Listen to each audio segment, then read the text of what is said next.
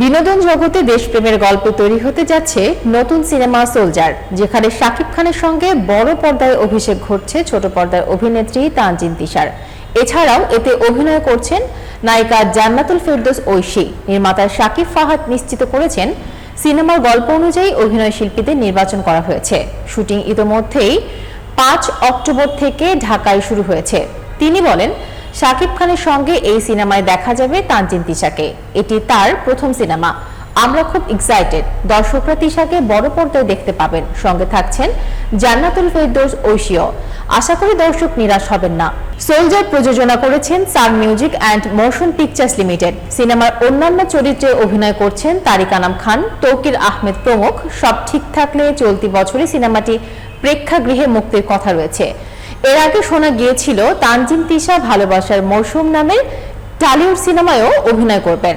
এছাড়াও ঐশীকে সর্বশেষ দেখা গেছে আবু তাওহিদ হিরনের আদম সিনেমায়, যেখানে তার বিপরীতে ছিলেন ইয়াশ রোহান। শাকিব খানের সঙ্গে সোলজারে অভিষেকের মাধ্যমে তানজিন তিশা বড় পর্দায় নিজের স্থান করে নিতে প্রস্তুত।